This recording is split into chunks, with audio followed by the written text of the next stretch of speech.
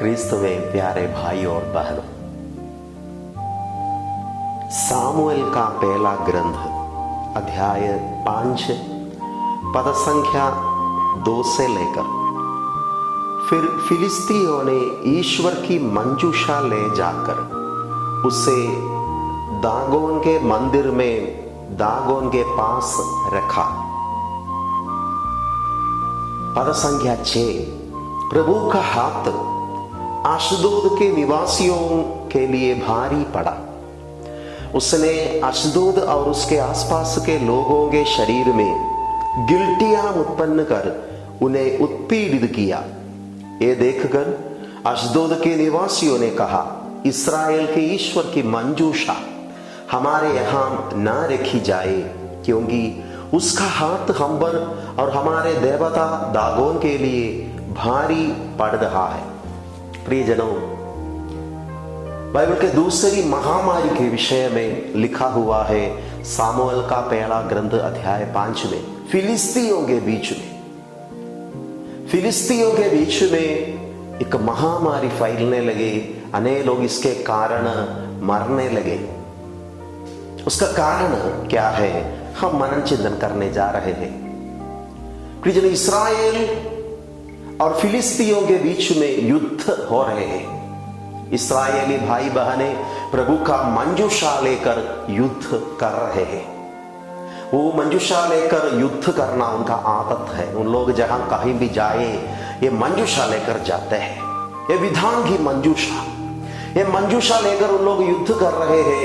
युद्ध में उनको जीत मिल रहे हैं और फिलिस्तीयों को पता चला ये मंजूषा उनको विजय दिला रहे हैं। इसलिए फिलिस्तीयों ने क्या किया, इस्राएली लोगों से मंजूषा उन लोग हासिल किया, उन लोग छीन लिया और अपने देश ले गए और अपने मंदिर में ये मंजूषा को रखा। प्रियजनों, दो राष्ट्रों के बीच में युद्ध हो रहे हैं। युद्ध जीतने के लिए प्रभु के मंजूषा को लेकर उन लोग एक दूसरे को ब्लैकमेल करने लगे। फिलिस्तीयों ने सोचा ये मंजूषा हम लेकर जाएंगे तो इस्राएली लोग हार जाएंगे। ये मंजूषा का अपमान करने से, मंजूषा की निंदा करने से हम युद्ध जीत जाएंगे। युद्ध जीतने के लिए फिलिस्तीयों ने मंजूषा की अपमान किया, मंजूषा की निंदा किया। प्रियजनों, लिखा हुआ है प्रभु का हाथ ये देश पर बहुत भारी लगते हैं। प्रभु का क्रोध वो देश पर भड़क उठते हैं। एक आध्यात्मिक मतलब है इसके विषय में। प्रभु की मंजूषा, वो मंजूषा क्या है, वो मंजूषा का मतलब क्या है। काफी महीने पहले फादर बिनोई ने एक वीडियो किया था। फादर ने कहा कि प्रभु की मंजूषा पवित्र मां मरियम है। क्योंकि फादर ने बाइबल से वचन सब बोलकर एक कहने लगे, प्रकाशना ग्रंथ अध्याय 11 में लास्ट सेंटेंस है प्रभु की मंजूषा के विषय में, और अध्याय 12 प्रकाशना ग्रंथ प्रभु की मंजूषा के विषय में है मां मरियम। प्रियजनों, ये चर्च फादर्स की शिक्षा है प्रभु की मंजूषा, विधान की मंजूषा वो मां मरियम है। इसलिए रोसरी माला में हम दोहराते हैं विधान की मंजूषा हमारे लिए प्रार्थना कीजिए।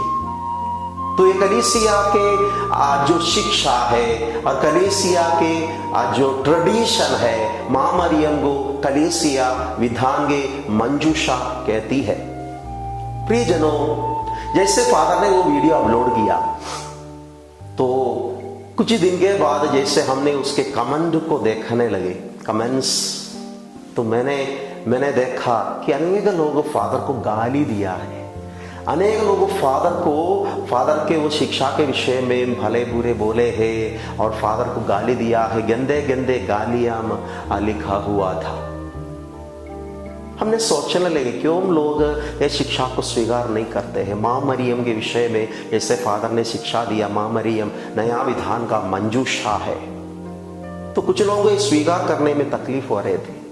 उन लोग फारूक को गाली दे रहे थे, माँ मरियम को गाली दे रहे थे, और उन लोग ऐसे गाली देते हुए ये युद्ध जीतने के लिए कोशिश कर रहे थे। प्रियजनों, जैसे आज ये वचनों पर मैंने मनन चिंतन किया, फिलिस्तीयों ने युद्ध जीतने के लिए मंजूषा की अपमान कर रहे थे, युद्ध जीतने के लिए मंजूषा की निंदा कर रहे थे, युद्ध जीतने के लिए मंजूषा के साथ दुर्व्यवहार कर रहे थे, अपमान कर रहे थे।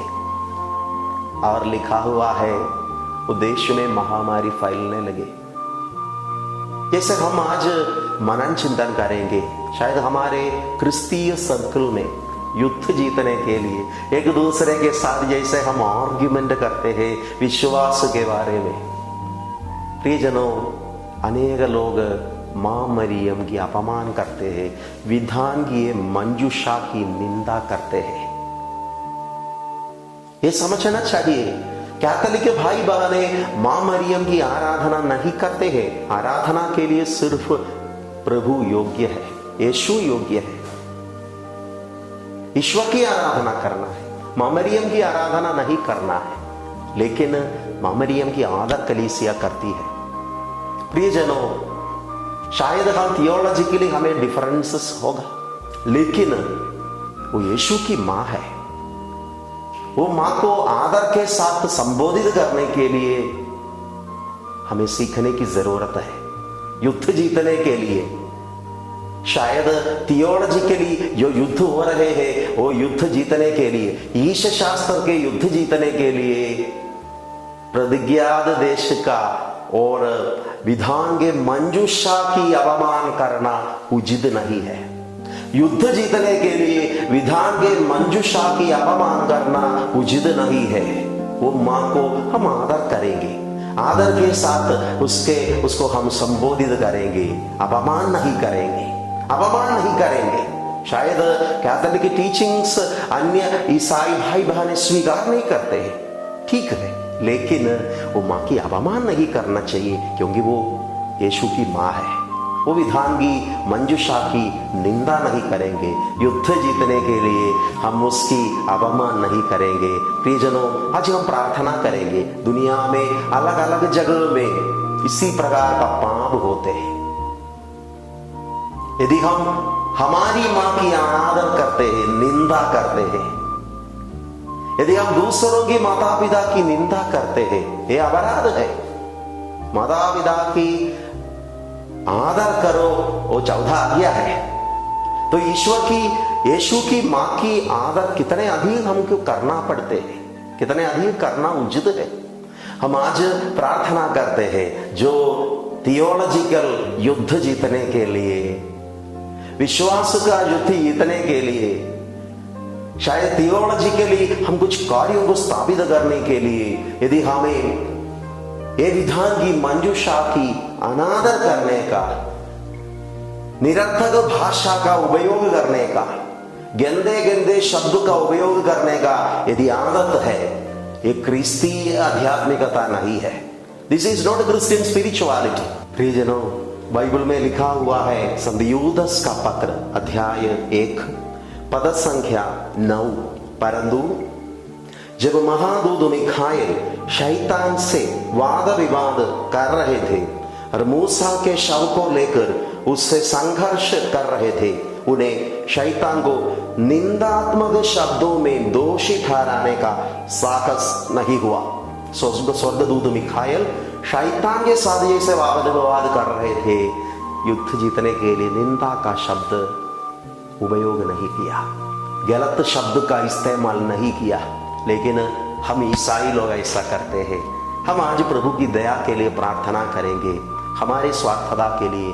यदि हम वो माँ की अपमान किया है, वो माँ की निंदा किया है, शायद हम कैथोलिक टीचिंग सब लोग स्वीकार नहीं करते हैं, अन्य ईसाई भाई बहनें, लेकिन वो माँ को आदर कर सकते हैं।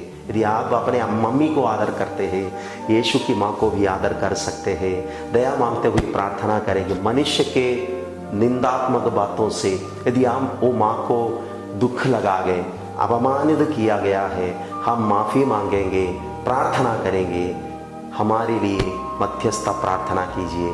पिता, पुत्र और पवित्र आत्मा के नाम पर, आमीन।